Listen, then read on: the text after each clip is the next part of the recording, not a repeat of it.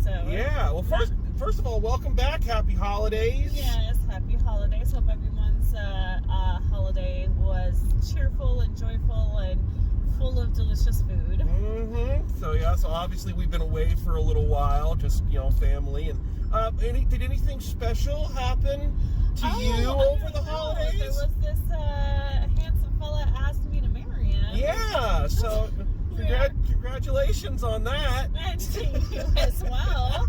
You're officially an engaged couple. Yep. This is your first time being engaged. Yes, it is.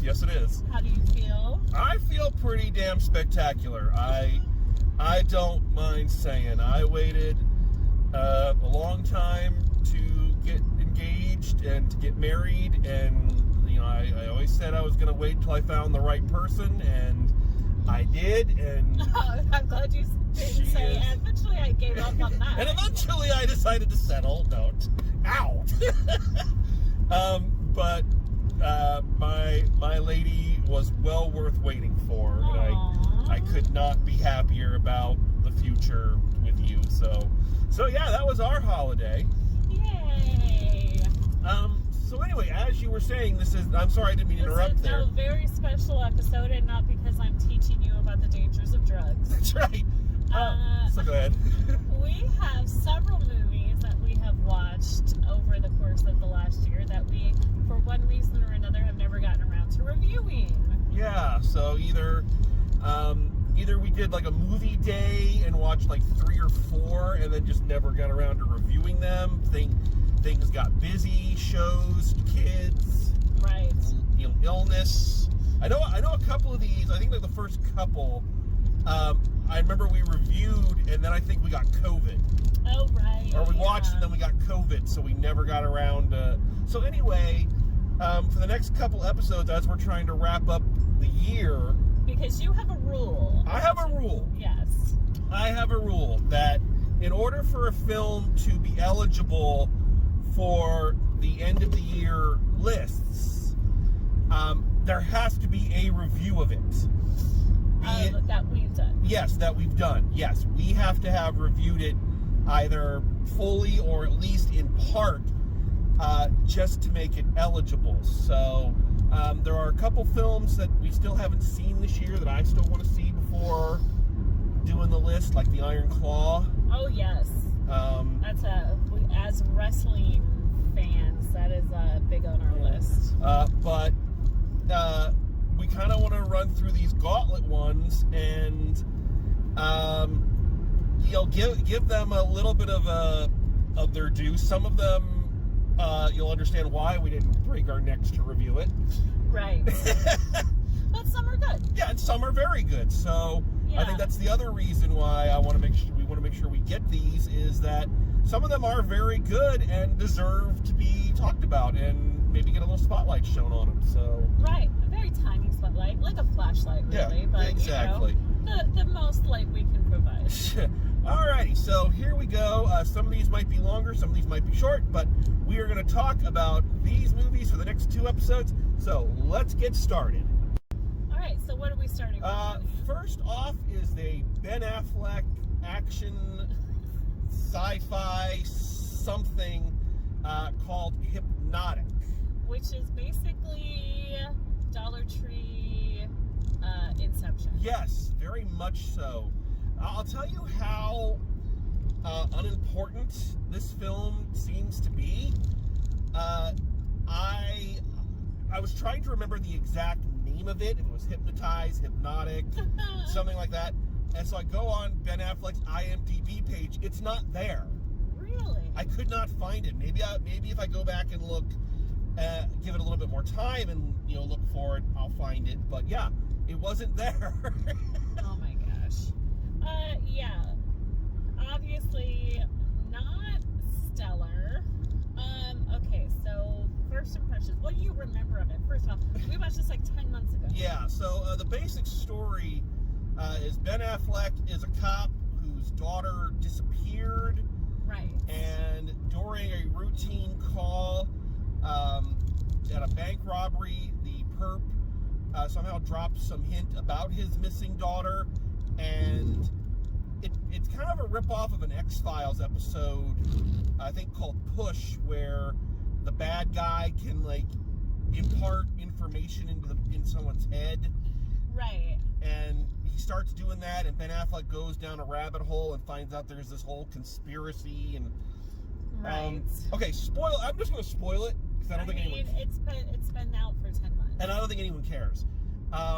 Spoiler alert: when the big reveal comes, the entire movie up to that point of the climax turns out to have been a big lie. Like, right, it's all this illusion.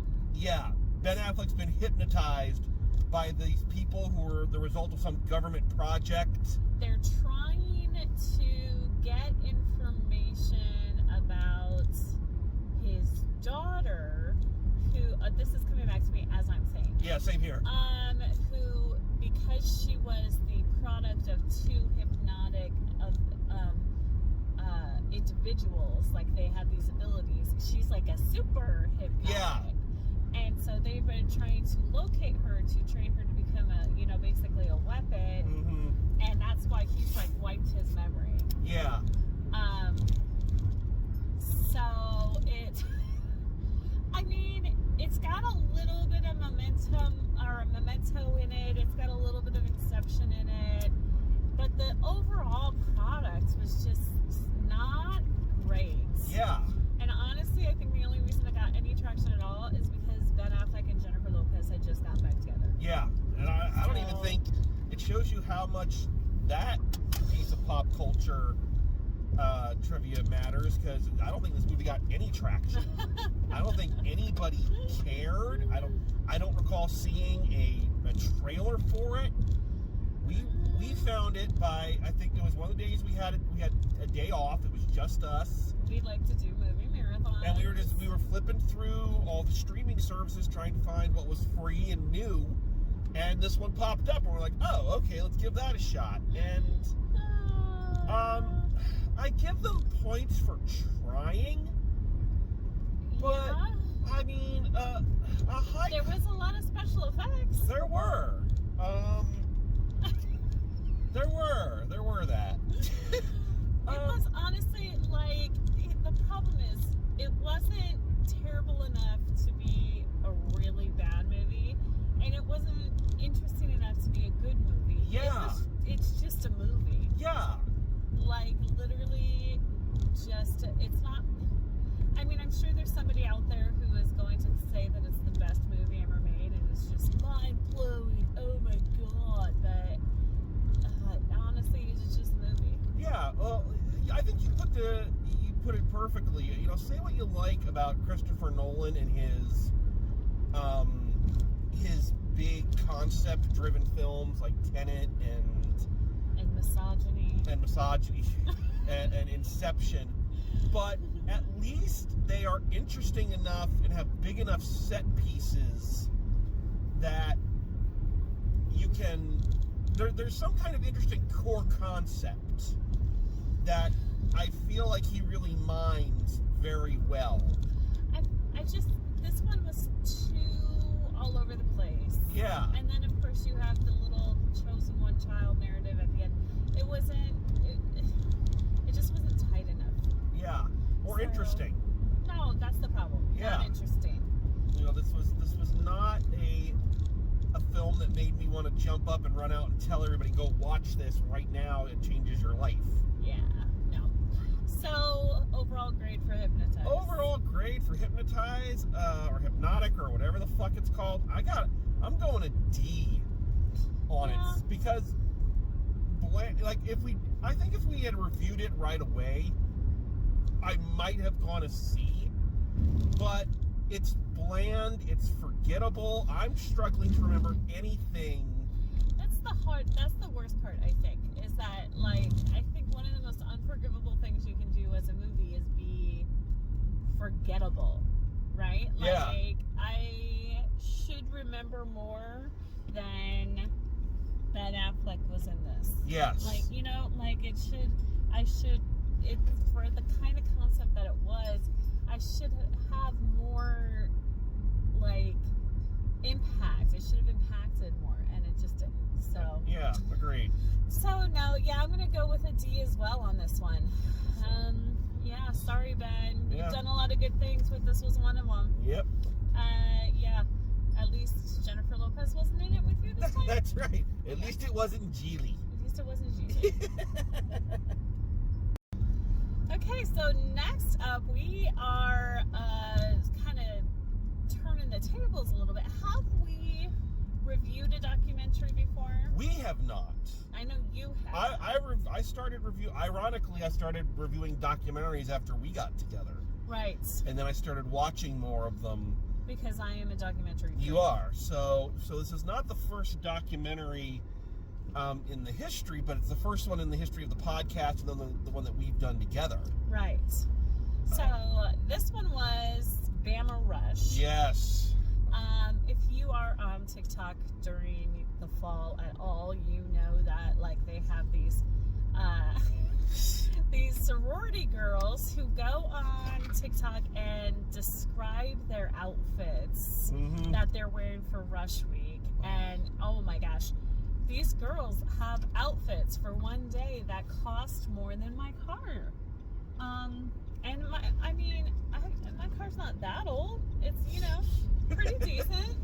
So yeah, it's so basically a lot of rich, predominantly white girls and their rush process to get into the sororities at Alabama State University. Yes.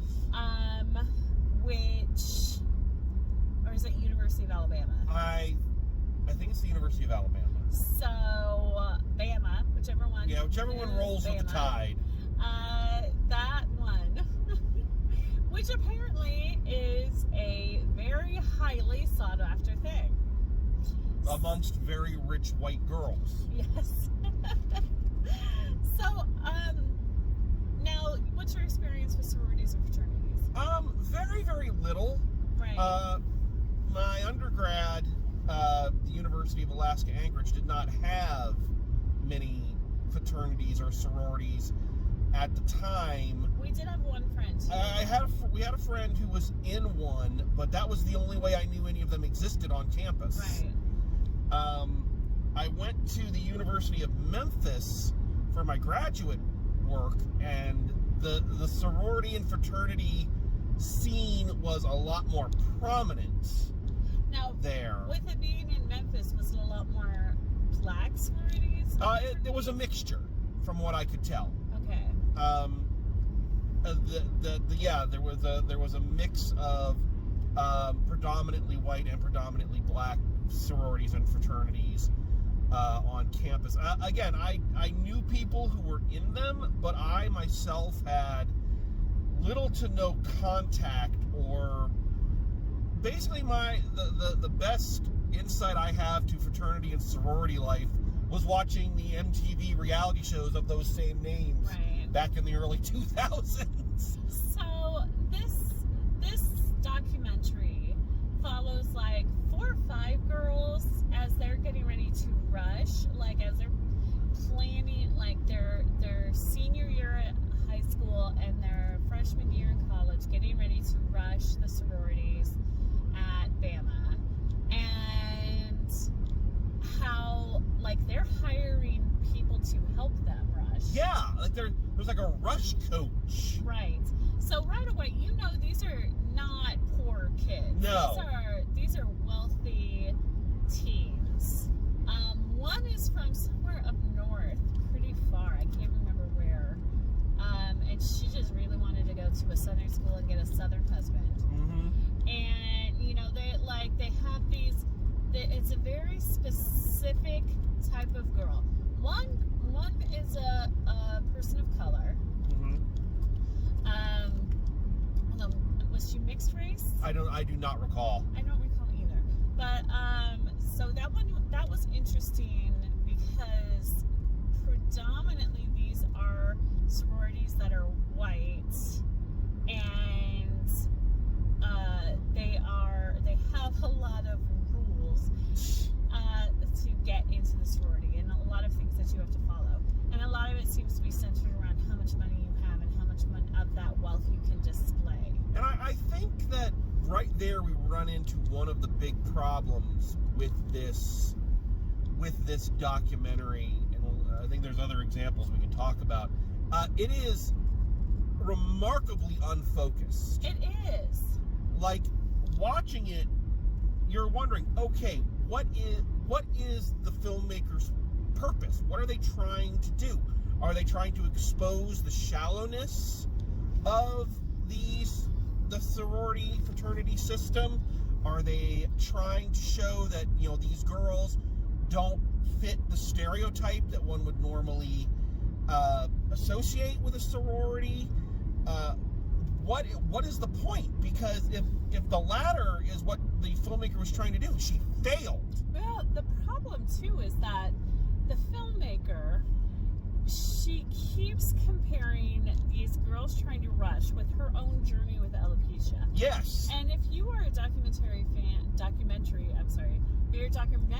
at all, you know that the documentarian is supposed to leave themselves out of the story, right? Like, a good documentarian does not involve themselves in the story. Whereas what it seemed like was that she was trying to make friends with these teen girls who were sorority rushing. Yes. And become one of them. It did. It really did. And like I say, it's like, once again, are you trying to make a documentary about how hard it is having alopecia as a child? What are you doing? And then there's like a little section where they talk about the machine, which is like how all of the sororities and fraternities run the campus. But that just kind of gets washed away too. Yeah, and again, you're not sure. Are you trying to disprove the machine's existence or its power? Are you trying to expose it? What are you doing? She tries, the filmmaker tries very hard to give gravity to her documentary by shining a spotlight on the controversy of it being on campus. Right. And like that, people are like, she can't stop the machine, the machine, I mean, there's nothing, like, there's no end game with this. No. And even if you were just trying, like, okay, focus on the consumerism, focus on the exhibition of wealth, focus on the fact that you have one girl who is a person of color out of all of these girls who are rushing. Or, let's maybe do a comparison between how the predominantly white sororities are rushing versus the predominantly black ones. Because I believe that those are two completely different animals. Very much so. Black and white sororities. From what I know, yeah, it is a very People different. I know who have been in that. Yeah, it is a very, very different culture. But it just was, not to use the term lightly, but it felt masturbatory. Yeah. It was like she wanted to go hang out with these cool girls to feel cool for a little while, even though she's a 30-something woman. And it took a subject that was very interesting and turned it into something that was basically cotton candy. Yeah. But I wouldn't even say cotton candy, because cotton candy has a point. Like I said, this film had absolutely no point. You said it, no end game. You did not leave in any way feeling sympathy or, a better understanding of these girls and why this was so important to them, why they were willing to put themselves through all of this for the minor, the word just went right out of my head. I'm sorry. For the slim possibility that, some of these cool girls are going to go, you're cool enough to hang with us. Right.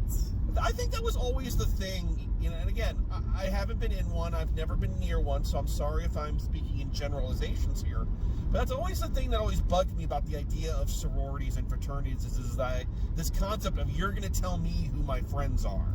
Right. You're going to tell me who I can hang out with. And that just does not appeal to me. Well, you're not a big authority guy. You might find this kind of a bit of a shock, but you're a bit of a nonconformist, my love. But yeah, as a person who had, followed the storyline on TikTok, and who is a big fan of documentaries, I am just totally unimpressed with this. And I mean, I feel like this woman kind of not only made a bad documentary, shot herself in the foot for future ones, because basically, anyone who's watched it is going, why are you putting yourself in it like this? You are not the same as these girls. No. This is not your life story, okay? Well, and you know what really kind of was the nail in the coffin for me? This is like halfway through. Is that there's a section where they're talking, where the Rushes are going out partying. Right. And one of them, I don't think it was one of the girls who was one of the main focuses, but one of them gets sexually assaulted. Oh yeah. And she's like, "Oh, I didn't go to the cops. It happens all the time." It's like, right. That's not something you should be okay with. Yeah. That's not a good thing. Yeah, she got drugged. I totally forgot about that. Yeah, and the documentary basically plays it off like that. Like, oh, well, this happened, and we're not going to go any deeper into that. It's like, that seems like something we might need to expose a little bit, or talk about the lack of response to sexual assaults on college campuses. That might be something to discuss. Oh, no, we're going to go back and talk about their pretty outfits. Yeah, there was all of this potential that just got ignored. So, honestly, for me, this one was an F. Yeah, I gotta agree. It is the only rewatch value it has is for the complete train wreck of a documentary it is. Right. If you ever want to teach a class on how to not make a documentary, this would be on the syllabus. Yeah, because it's awful. So, yeah. Yep. Yeah. Don't watch Bama Rush. Just watch them on TikTok. It's just as good. Okay, next up. So it may surprise some people to learn that The Little Mermaid was not the only live-action Disney remake of the year. On Disney Plus, they had their remake of Peter Pan and Wendy. So this is not only a remake, but a reimagining. Yeah. And not the first live-action version of a Peter Pan movie. No, they did one in the 2000s. Well, Disney didn't, but somebody did one in the 2000s with Jason Isaacs. Right. Which was pretty good. Well, and then there's the one with Robin Williams. Yeah, Hook. Yeah. So, okay. Now, here's the thing. Pardon me, I'm eating potato wedges, fellas. I have a pretty strict barometer, but like my main barometer for movie watching. If you've been with us for a while, you know. If this is a movie that is more or less interesting than taking a nap, is my main barometer of how to judge a movie. I will tell you right off, I fell asleep before they get to Neverland in this one. Yeah. So you're going to have to do most of the talking for this one. Okay, fair enough. Well, just to get your thoughts, what's your thoughts on like the Peter Pan story, the mythos, the whatever? It's not one of my favorites to begin with. I don't think men need any more excuses not to grow up. And you're just saying that because I got a bunch of action figures for Christmas. I bought them for you, so I don't think that's the case. But I don't think, like I said, men don't need a reason to be a Peter Pan. But also, you've got the Wendy character who is a parentified child who has to go and be mother to all of these brand new lost boys that she finds. And the whole concept is that, he doesn't really decide to grow up, right? No, in every version of it, some of the lost boys go back in some of the versions. Right, but for the most part, he decides to stay where he is. Yeah. So, the concept of Peter Pan is that, I decided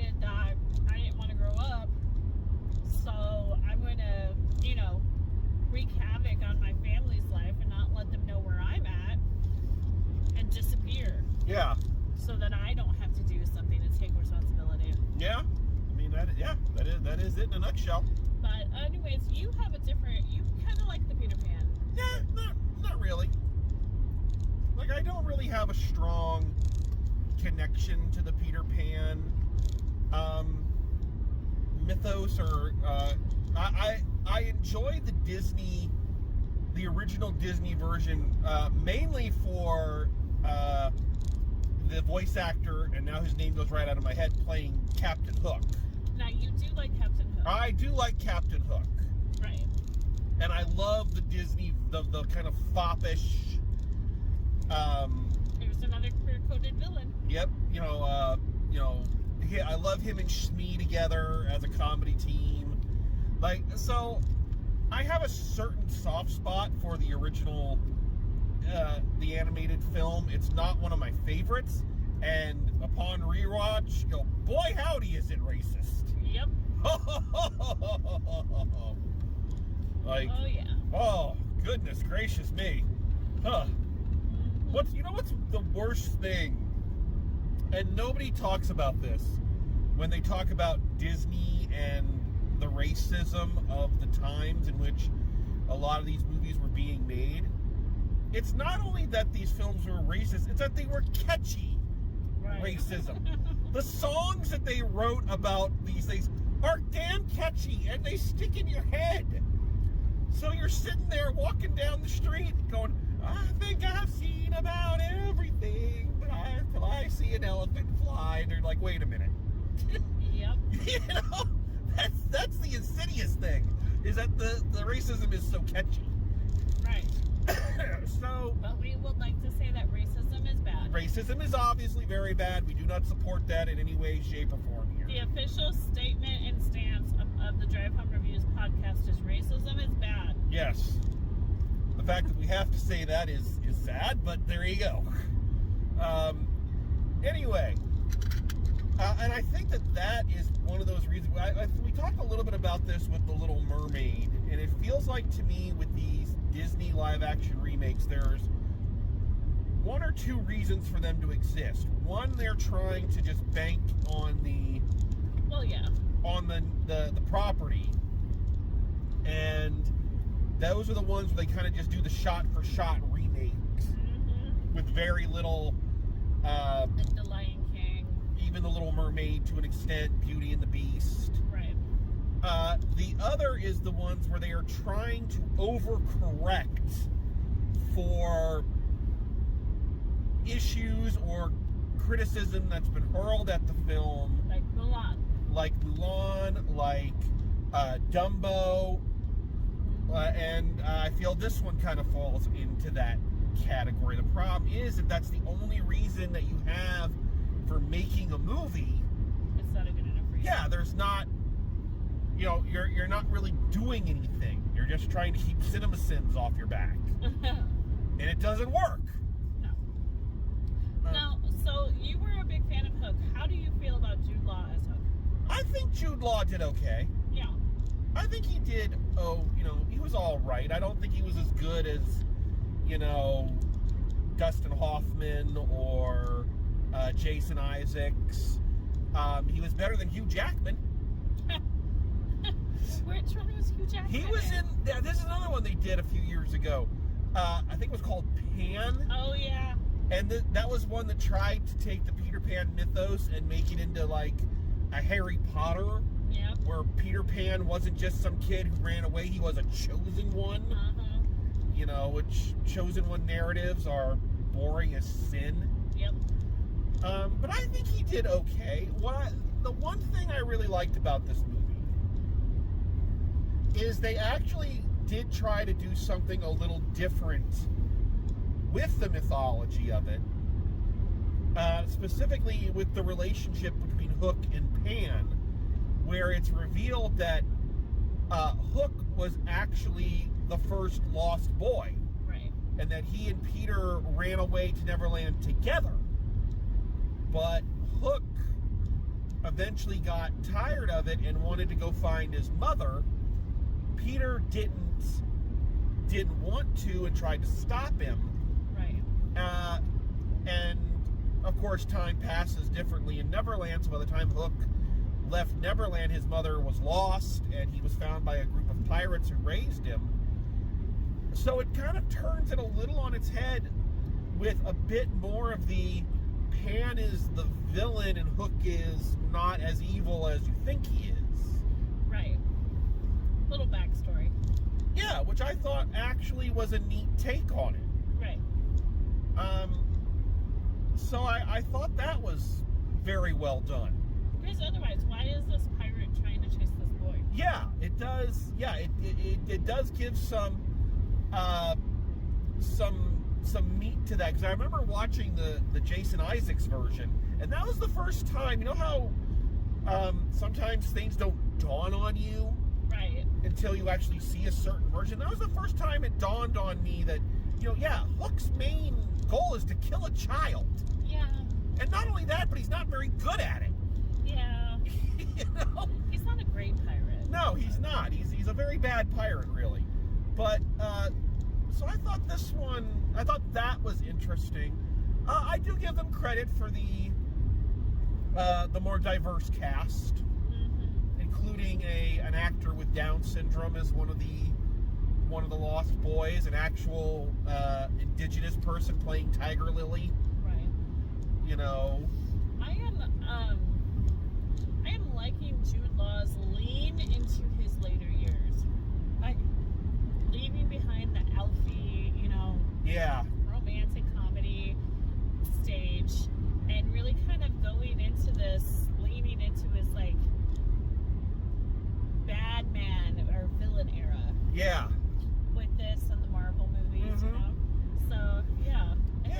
Good choice there, Jude Law. A man not known for making good choices, but good choices here. And I think the kid actors did a pretty decent job. I think the young man playing Peter Pan did fairly well. And Mila Jovovich's daughter. Yeah, playing Wendy, who is her in miniature. Like, I mean, very much. Like, as soon as you see her, you're like, yeah, that's Mila Jovovich's daughter. Yeah. Like, it's little Resident Evil. Yeah, exactly. Right down to the overly red lips. Like, and the crazy eyes. Yeah, but she did a decent. Like, all the kids did a decent job in this. I'm not gonna hammer away on any of the kids for they did good with the material they were given. Right. I also did enjoy the sea shanty. Yeah, sea shanties. The sea shanties that the pirates sang during it. I actually have those on my personal playlist now, because those are kind of fun. But, I mean, other than that, it's like all the Disney remakes. It's fairly dry. It's visually unimpressive. Yeah. Again, we mentioned this with Little Mermaid and all these ones that we talk about, is that there is something missing visually from these live action remakes, where they're not as grand, or the worlds aren't as big or as colorful as they felt. Obviously, because you can get away with a lot more when you're drawing it, but I mean, I think at this point, movies like, as bad as they are, but movies like oh gosh, what was that called? Mercury Rising? Yeah. Or with these grand things like Everything Everywhere All at Once, like, you can do anything with CGI now. Yeah, exactly. So why aren't you doing anything? Yeah. So yeah, I just it's not terrible, but again, I don't think it had much of a reason to exist, and I don't think Disney felt it did either, because straight to Disney Plus, wasn't it? Yeah, straight to Disney Plus. And not a lot of fanfare surrounding it. I think that Neverland and Peter Pan have its own kind of fan base, and they were really banking on that, I went to the University of Memphis with a young lady, and she is a hardcore Peter Pan fanatic. Really? Like a Peter Pan fangirl. So that worries me for her future. I asked her what she thought about this movie, and she never told me. So yeah. So I don't know. I have a hard time believing she didn't see it. But so yeah, I don't know. I'd be interested to get a point of view from a much more intense fan than we are. Do you have a property or mythos like that you are prone to watch anything that comes out of that universe? The only one that really strikes me right now, I would say, is the Ninja Turtles. Okay. I've seen just about every iteration that they've done. Even if I haven't watched the entire series of something, I usually check in to see kind of what they do differently. You know? Yeah. If they changed anything up. Yeah. Spider-Man, I guess. Yeah, that's true. Is one that I have. I don't think I'm as passionate about that one as I would be about the Ninja Turtles, but what about you? Do you have any? I don't really think I do, because I have things that I really love, but I'm not prone to just watch any iteration of it. Like Little Women, I love Little Women. I did not go near that atrocity where they tried to modernize it. Oh, good. That was awful. Like I love Little House on the Prairie, but I'm not prone to watching the televised version of it, because that wasn't really based on like reality. That was a lot of that was made up. Yeah. So like I don't think I have anything like that I'm just like, I gotta watch this, unless you're talking about documentaries about fundamentalist churches and cults. Then I'm prone to watch anything that comes out about that. Yep. So maybe that's my fandom. Maybe. That's a weird one, but to each their own. To each their own. No judgment. Anyways. All right. So overall score for this? C-. Okay. C-. Just again, I think the kids. I always try to be a little more generous when the cast is predominantly young actors. Yeah. Because they're trying, and again, I think the kids did a good job, and I think it tried to do something interesting, but overall, just like all of these live action remakes, just fell flat. Yeah. I think that I'm gonna have to go with a D. Like it's not interesting enough for me to stay awake to watch, not interesting enough for me to stay awake and hate watch. Yeah. So it just barely passes muster. Yep. It's a D. All right. Fair enough. All right. We are wrapping. So we're wrapping up this first episode of our, I don't know what we're calling this, junk drawer or... That's a good one, junk drawer, yeah. Of just last minute reviews with a film that, again, we had meant to review a couple times. Like we had teased it and said next week we're going to talk about this, and then for one reason or another we just never got around to it.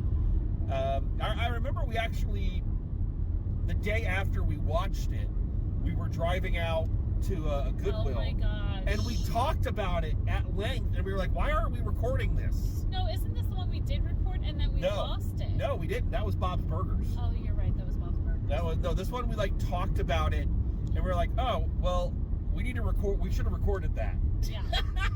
oh, we'll call them Cinema-Cuterie. Oh, Cinema-Cuterie. I like that. It's like a little snack board of movies. I like that. That's good, baby. Anyways. Drive Home Reviews, Cinema-Cuterie. TM, buy our merch.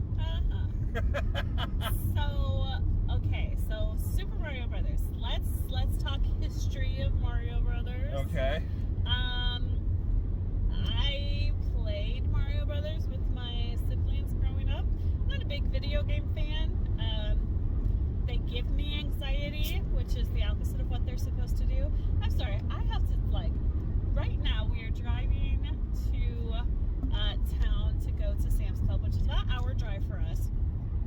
And there is ice on all of these trees. Yes, I noticed that. It's just beautiful. It is. It looks like somebody has taken silver paints and just painted the landscape. Yeah, I was thinking that too, actually. But anyways, very gorgeous. All right, back to the Super Mario Brothers. Super Mario Brothers. Yeah, so video games give me anxiety, and I don't want anxiety over jumping over mushrooms. I get enough of that in my daily life. So Both anxiety and jumping over mushrooms. So I'm not a huge video game fan, but I did watch the movie in the 90s. Yes.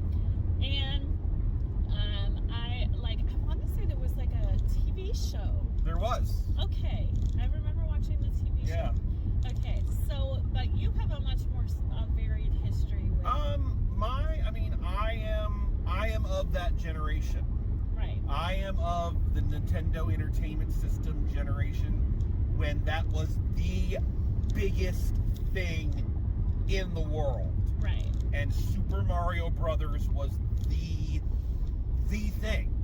Yeah. You know, so I was right at that age in the 80s. So I played Super Mario Brothers, Super Mario Brothers 3, 2. You know, I've played a lot of. There are so many of them. I haven't played all of them, obviously, but in that classic era of Mario games, now here's the fun part. I did not actually ever beat a Mario game until my 43rd birthday. I was playing it on the Game Boy, the Nintendo Touch or whatever, the little portable system, and I beat it. And that's the only Mario game I've ever beat. I've never beaten a Mario game. But you watched the movie in the 90s. I did. My best friend and I went and saw it in the theater. And being an Italian fella. Yep. How did you feel about that one? As an Italian, I liked it. Okay. As an Italian, I'm going to talk about this a lot as we talk about this movie, but the 90s Mario Brothers movie is kind of in that category with like so bad they're kind of endearing. So that was what's his name? Bob Hopkins and John Leguizamo. I always forget John Leguizamo was Luigi. That and it's not a great movie. I'm not going to sit here and try to sell a bill of goods. I'm not going to be a Star Wars fan and suddenly try to pretend like the prequels are good movies because something I liked less came out. But I am going to say that there is something very endearing about it, and I do think that Bob Hopkins and John Leguizamo as Mario and Luigi are part of that. They are two very charismatic actors, and they brought a life to it. I again, as an Italian and the descendant of East Coast Italians, yes, which is what Mario and Luigi are supposed to be, I thought they portrayed it very well. I felt that they felt very genuine to me. Right. Whereas the Luigi and Mario in this version, how did you feel about them? They are so boring. They are so flat and boring and just they are completely superfluous in their own movie.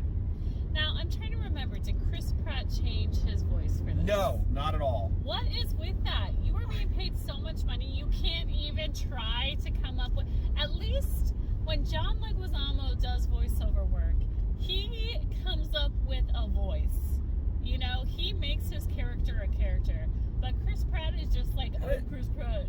And it's like, here's the thing, it's not even like he has an interesting enough voice where you can get away with just doing the one. He's not Patrick Warburton. He's not, Gronk and Joe Swanson and, Brock from, Venture Brothers, where you can do the one voice, but your one voice is so interesting that you can... What's his name who plays Bob's Burgers? Yeah, John H. Benjamin. Yeah. Or H. John Benjamin, yeah. He doesn't even have, it's like, I'm Chris Pratt. You're just like, why the fuck is this guy this generation's Frank Welker?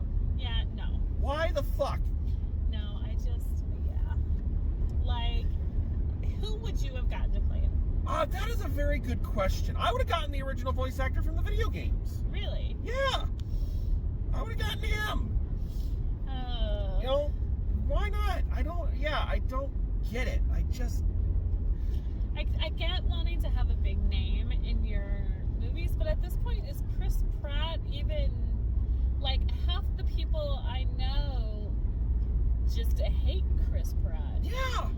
So why is that who your go-to is? I tried to defend him for a while. Yeah. Like, I liked him in Passengers.